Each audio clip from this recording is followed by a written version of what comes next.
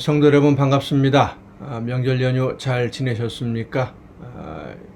또 시작되는 매일매일의 삶 속에서 하나님이 원하시는 아름다운 열매로 아름답게 익어가는 저와 여러분, 우리 모든 성도들이 될 수 있기를 간절히 바랍니다. 어제는 제가 목이 좀 상당히 안 좋은 상태여서 여러분 예배 인도하고 성경 통독하는데 좀 불편함을 드려서 죄송합니다.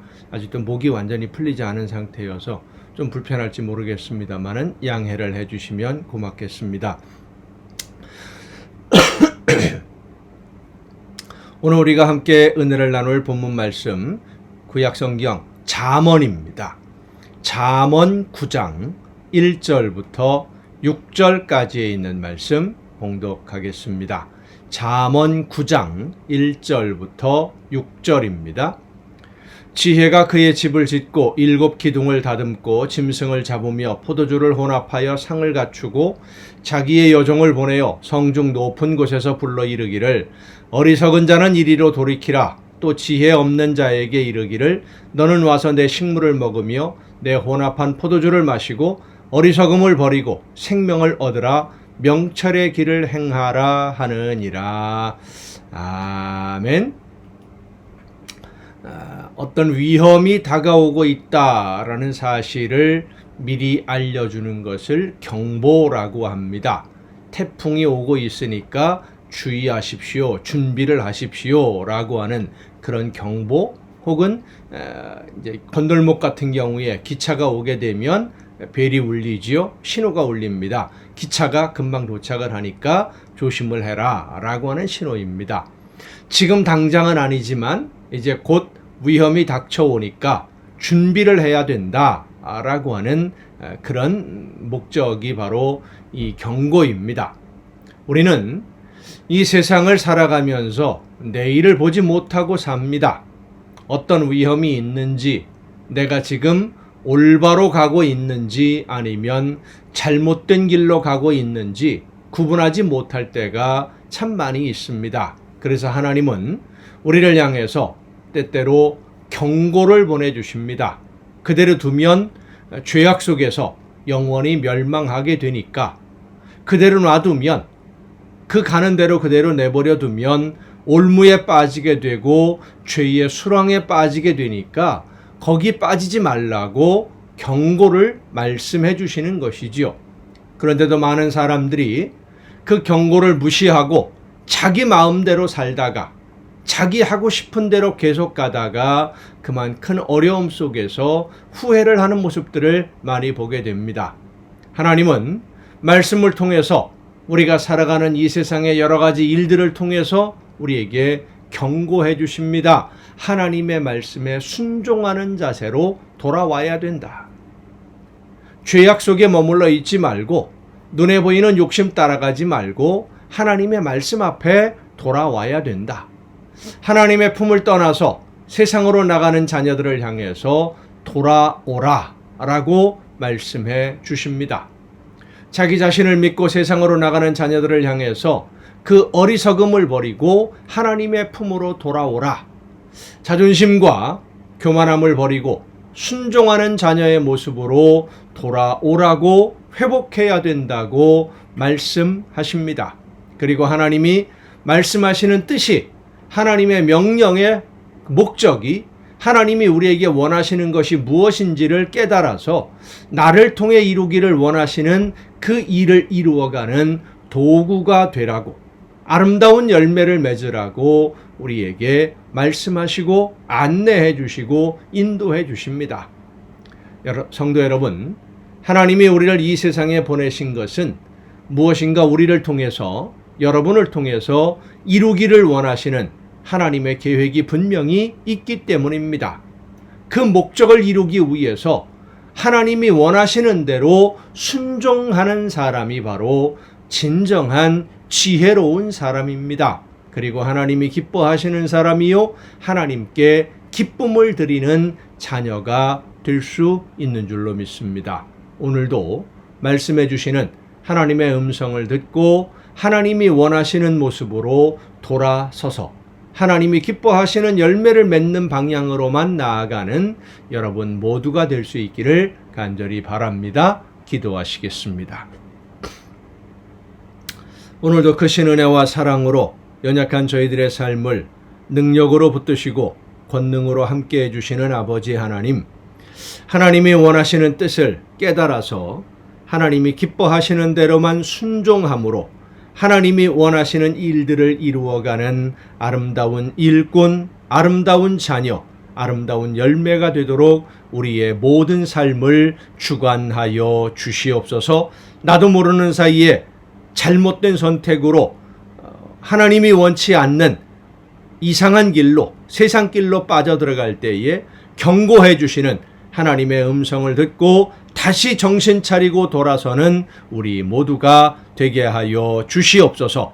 이 모든 말씀을 예수님의 이름으로 기도하옵나이다. 아멘. 오늘 우리가 함께 통독할 하나님의 말씀 시편 64편에 있는 말씀부터 함께 통독하시겠습니다. 구약성경 시편 64편입니다. 하나님이여, 내가 근심하는 소리를 들으시고 원수의 두려움에서 나의 생명을 보존하소서. 주는 악을 꾀하는 자들의 음모에서 나를 숨겨주시고 악을 행하는 자들의 소동에서 나를 감추어 주소서. 그들이 칼같이 자기 혀를 연마하며 화살같이 독한 말로 겨누고 숨은 곳에서 온전한 자를 쏘며 갑자기 쏘고 두려워하지 아니하는도다. 그들은 악한 목적으로 서로 격려하며 남몰래 올무놓기를 함께 의논하고 하는 말이 누가 우리를 보리요 하며 그들은 죄악을 꾸미며 이르기를 우리가 묘책을 찾았다 하나니 각 사람의 속뜻과 마음이 깊도다. 그러나 하나님이 그들을 쏘시리니 그들이 갑자기 화살에 상하리로다. 이러므로 그들이 엎드러지리니 그들의 혀가 그들을 해함이라. 그들을 보는 자가 다 머리를 흔들리로다. 모든 사람이 두려워하여 하나님의 일을 선포하며 그의 행하심을 깊이 생각하리로다. 의인은 여호와로 말미암아 즐거워하며 그에게 피하리니 마음이 정직한 자는 다 자랑하리로다. 아멘. 다시 사무엘 하서로 넘어가겠습니다. 사무엘 하서 19장입니다. 사무엘 하서 19장 함께 통독하시겠습니다. 어떤 사람이 요압에게 아뢰되 왕이 압살롬을 위하여 울며 슬퍼하시나이다 하니 왕이 그 아들을 위하여 슬퍼한다 함이 그날의 백성들에게 들리매 그날의 승리가 모든 백성에게 슬픔이 된지라. 그날의 백성들이 싸움에 쫓겨 부끄러워 도망함같이 가만히 성읍으로 들어가니라. 왕이 그의 얼굴을 가리고 큰 소리로 부르되 내 아들 압살롬아 압살롬아 내 아들아 내 아들아 하니 요압이 집에 들어가서 왕께 말씀드리되 왕께서 오늘 왕의 생명과 왕의 자녀의 생명과 처첩과 비빈들의 생명을 구원한 모든 부하들의 얼굴을 부끄럽게 하시니 이는 왕께서 미워하는 자는 사랑하시며 사랑하는 자는 미워하시고 오늘 지휘관들과 부하들을 멸시하심을 나타내심이라. 오늘 내가 깨달으니 만일 압살롬이 살고 오늘 우리가 다 죽었다면 왕이 마땅히 여기실 뻔하였나이다. 이제 곧 일어나 나가 왕의 부하들의 마음을 위로하여 말씀하옵소서. 내가 여호와를 두고 맹세하옵나니 왕이 만일 나가지 아니하시면 오늘 밤에 한 사람도 왕과 함께 머물지 아니할지라. 그리하면 그 화가 왕이 젊었을 때부터 지금까지 당하신 모든 화보다 더욱 심하리이다 하니, 다윗의 입장에서는 압살롬이 이렇게 비참하게 젊은 나이에 목숨을 잃은 것이 자신의 잘못이다 라는 것 때문에 더 슬퍼했던 것이죠. 왕이 일어나 성문에 앉음에 어떤 사람이 모든 백성에게 말하되 왕이 문에 앉아 계신다 하니 모든 백성이 왕 앞으로 나아오니라. 이스라엘은 이미 각기 장막으로 도망하였더라. 이스라엘 모든 지파 백성들이 변론하여 이르되 왕이 우리를 원수의 손에서 구원하여 내셨고 또 우리를 블레셋 사람들의 손에서 구원하셨으나 이제 압살롬을 피하여 그 땅에서 나가셨고 우리가 기름을 부어 우리를 다스리게 한 압살롬은 싸움에서 죽었거늘 이제 너희가 어찌하여 왕을 도로 모셔올 일에 잠잠하고 있느냐 하니라. 다윗 왕이 사독과 아비아달 두 제사장에게 소식을 전하여 이르되 너희는 유다 장로들에게 말하여 이르기를 왕의 말씀이 온 이스라엘이 왕을 왕궁으로 도로 모셔오자 하는 말이 왕께 들렸거늘 너희는 어찌하여 왕을 궁으로 모시는 일에 나중이 되느냐. 너희는 내 형제요 내 고륙이거늘 너희는 어찌하여 왕을 도로 모셔오는 일에 나중에 되리요 하셨다 하고 너희는 또 아마사에게 이르기를 너는 내 골육이 아니냐. 네가 요압을 이어서 항상 내 앞에서 지휘관이 되지 아니하면 하나님이 내게 벌 위에 벌을 내리시기를 바라노라 하셨다 하라 하여 모든 유다 사람들의 마음을 하나같이 기울게 하매 그들이 왕께 전가를 보내어 이르되 당신께서는 모든 부하들과 더불어 돌아오소서 한지라. 왕이 돌아와 요단에 이르매 유다 족속이 왕을 맞아 요단을 건너가게 하려고 길갈로 오니라. 바후림에 있는 베냐민 사람 게라의 아들 시므이 다윗이 도망을 갈 때 쫓아오며 저주했던 사람이죠. 비난하고 조롱했던 사람. 급히 유다 사람과 함께 다윗 왕을 맞으러 내려올 때에 베냐민 사람 1000명이 그와 함께하고 사울 집안의 종 시바도, 이 시바도 역시 그 다윗 왕이 피난 갈 때에 모함을 자기 종 무비보셋을 모함을 해서 재산을 다 빼앗았던 착복했던 바로 그 사람입니다. 시바도 그의 아들 15과 종 20명과 더불어 그와 함께하여 요단강을 밟고 건너 왕 앞으로 나아오니라. 왕의 가족을 건너가게 하며 왕이 좋게 여기는 대로 쓰게 하려 하여 나룻배로 건너가니 왕이 요단을 건너가게 할 때에 게라의 아들 시므이가 왕 앞에 엎드려 왕께 아뢰되 내 주여 원하건대 내게 죄를 돌리지 마옵소서. 내 주 왕께서 예루살렘에서 나오시던 날에 종의 패역한 일을 기억하지 마시오며 왕의 마음에 두지 마옵소서. 왕의 종 내가 범죄한 줄 아옵기에 오늘 요셉의 온 족속 중 내가 먼저 내려와서 내 주 왕을 영접하나이다 하니 스로야의 아들 아비새가 대답하여 이르되 시므이가 여호와의 기름 부으신 자를 저주하였으니 그로 말미암아 죽어야 마땅하지 아니하리이까 하니라. 다윗이 이르되 스로야의 아들들아 내가 너희와 무슨 상관이 있기에 너희가 오늘 나의 원수가 되느냐. 오늘 어찌하여 이스라엘 가운데에서 사람을 죽이겠느냐. 내가 오늘 이스라엘의 왕이 된 것을 내가 알지 못하리요 하고 왕이 시므이에게 이르되 네가 죽지 아니하리라 하고 그에게 맹세하니라. 사울의 손자 무비보셋이 요나단의 아들입니다. 그리고 시바의 주인이었던 사람이죠. 내려와 왕을 맞으니 그는 왕이 떠난 날부터 평안히 돌아오는 날까지 그의 발을 맵시내지 아니하며 그의 수염을 깎지 아니하며 옷을 빨지 아니하였더라. 예루살렘에서 와서 왕을 맞을 때에 왕이 그에게 물어 이르되 무비보셋이여 네가 어찌하여 나와 함께 가지 아니하였더냐 하니 시바라는 사람이 이간질을 했기 때문에 지금 다윗의 마음속에는 이 무비보셋에 대한 좋지 않은 선입관이 있는 것입니다. 대답하되 내 주 왕이여 왕의 종인 나는 다리를 절므로 내 나귀의 안장을 지워 그 위에 타고 왕과 함께 가려 하였더니 내 종이 나를 속이고 종인 나를 내 주 왕께 모함하였나이다. 내 주 왕께서는 하나님의 사자와 같으시니 왕의 처분대로 하옵소서. 내 아버지의 온 집이 내 주 왕 앞에는 다만 죽을 사람이 되지 아니하였나이까. 그러나 종을 왕의 상에서 음식 먹는 자 가운데 두셨사오니 내게 아직 무슨 공의가 있어서 다시 왕께 부르짖을 수 있사오리까 하니라. 자, 여러분 생각에는 시바의 말이 맞는 것 같습니까? 무비보셋의 말이 맞는 것 같습니까? 참 그 판단하기가 어렵겠지요. 왕이 그에게 이르되 네가 어찌하여 또 내 일을 말하느냐. 내가 이르노니 너는 시바와 밭을 나누라 하니 무비보셋이 왕께 아뢰되 내 주 왕께서 평안히 왕궁에 돌아오시게 되었으므로 그로 그 전부를 차지하게 하옵소서 하니라.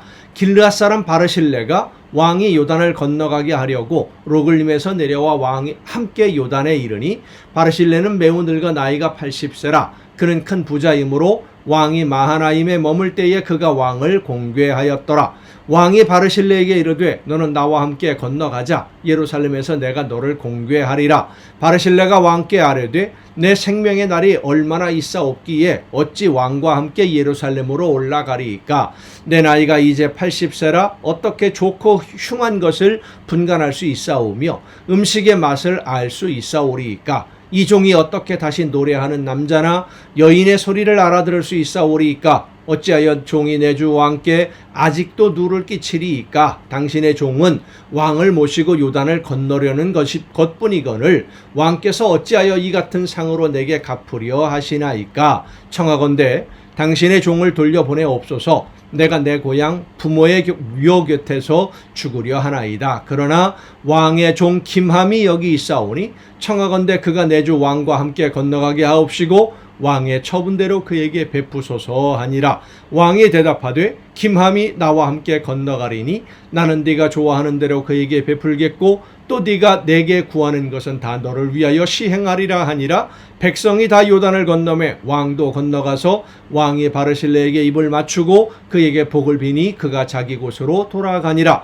왕이 길갈로 건너오고 김함도 함께 건너오니 온 유다 백성과 이스라엘 백성의 절반이나 왕과 함께 건너니라. 온 이스라엘 사람이 왕께 나와 왕께 아뢰되 우리 형제 유다 사람들이 어찌 왕을 도둑하여 왕과 왕의 집안과 왕을 따르는 모든 사람을 인도하여 요단을 건너가게 하였나이까 하며 모든 유다 사람이 이스라엘 사람에게 대답하되 왕은 우리의 종친인 까닭이라 너희가 어찌 이 일에 대하여 분내느냐? 우리가 왕의 것을 조금이라도 얻어 먹었느냐? 왕께서 우리에게 선물로 주신 것이 있느냐? 이스라엘 사람이 유다 사람에게 대답하여 이르되 우리는 왕에 대하여 열목을 가졌으니 다윗에게 대하여 너희보다 더욱 관계가 있거늘 너희가 어찌 우리를 멸시하여 우리 왕을 모셔오는 일에 먼저 우리와 의논하지 아니하였느냐 하나 유다 사람의 말이 이스라엘 사람의 말보다 더 강경하였더라. 20장입니다.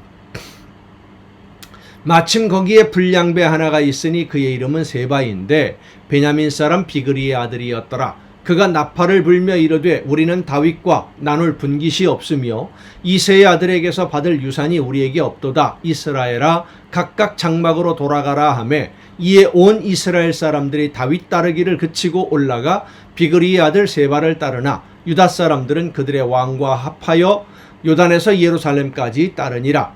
다윗이 예루살렘 본궁에 이르러 전에 머물러 왕궁을 지키게 한 후궁 10명을 잡아 별실에 가두고 먹을 것만 주고 그들에게 관계하지 아니하니 그들이 죽는 날까지 갇혀서 생과부로 지내니라.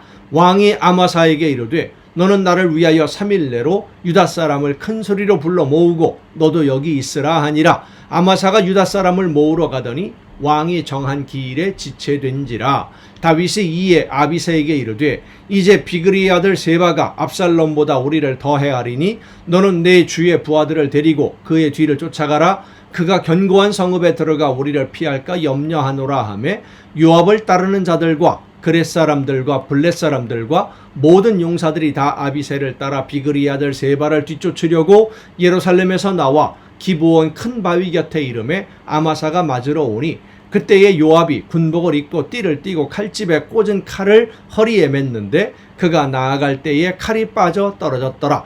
요압이 아마사에게 이르되 내 영은 평안하냐 하며 오른손으로 아마사의 수염을 잡고 그와 입을 맞추려는 체함에 아마사가 요압의 손에 있는 칼은 주의하지 아니한지라.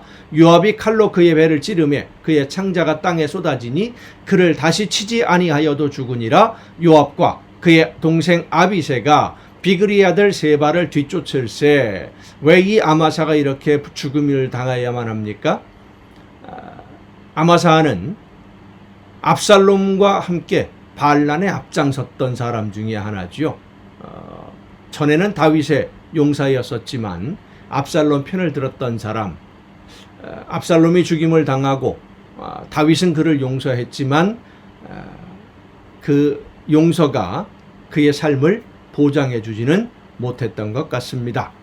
요압의 청년 중 하나가 아마사 곁에 서서 이르되 요압을 좋아하는 자가 누구이며 요압을 따라 다윗을 위하는 자는 누구냐 하니 아마사가 길 가운데 피 속에 놓여 있는지라. 그 청년이 모든 백성이 서 있는 것을 보고 아마사를 큰 길에서부터 밭으로 옮겼으나 거기에 이르는 자도 다 멈추어 서는 것을 보고 옷을 그 위에 덮으니라. 아마사를 큰 길에서 옮겨가매 사람들이 다 요압을 따라 비그리의 아들 세바를 뒤쫓아가니라.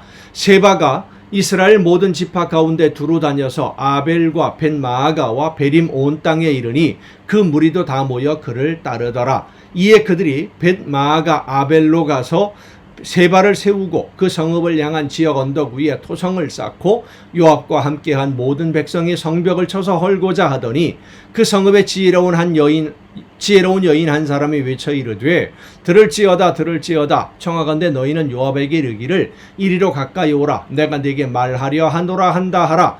요압이 그 여인에게 가까이 가니 여인이 이르되 당신이 요압이니까 하니 그 대답하되 그러하다 하니라. 여인이 그에게 이르되 여종의 말을 들으소서 하니 대답하되 내가 들으리라 하니라. 여인이 말하여 이르되 옛사람들이 흔히 말하기를 아벨에게 가서 물을 것이라 하고 그 일을 끝내었나이다. 나는 이스라엘에 화평하고 충성된 자 중 하나이거늘 당신이 이스라엘 가운데 어머니 같은 성을 멸하고자 하시는도다. 어찌하여 당신이 여호와의 기업을 삼키고자 하시나이까 하니 요압이 대답하여 이르되 결단코 그러지 아니하다. 삼키거나 멸하거나 하려 함이 아니니 그 일이 그러한 것이 아니니라. 에브라임 산지 사람 비그리의 아들 그의 이름을 세바라 하는 자가 손을 들어 왕 다윗을 대적하였나니 너희가 그만 내주면 내가 이 성벽에서 떠나가리라 하니라. 여인이 요압에게 이르되 그의 머리를 성벽에서 당신에게 내어 던지리이다 하고 이에 여인이 그의 지혜를 가지고 모든 백성에게 나아가매 그들이 비그리의 아들 세바의 머리를 베어 요압에게 던지니라. 이에 요압이 나팔을 불매 무리가 흩어져 성읍에서 물러나 각기 장막으로 돌아가고 요압은 예루살렘으로 돌아가 왕에게 나아가니라. 자, 이런 과정들을 보면 다윗 왕의 아들 솔로몬이 왕이 되고 그 이후에 이제 나라가 둘로 나누어지는데 유다 지파와 일부만 예루살렘을 중심으로 남왕국 유다, 그러니까 다윗의 후손들에게 남고 나머지는 전부 이제 분리돼서 북왕국 이스라엘로 갔지 않습니까? 이 두 부류, 북왕국 이스라엘과 남왕국 유다 사이에 이런 묵은 감정들이 아주 오랫도록 협협이 쌓여 있는 모습들을 볼 수 있습니다.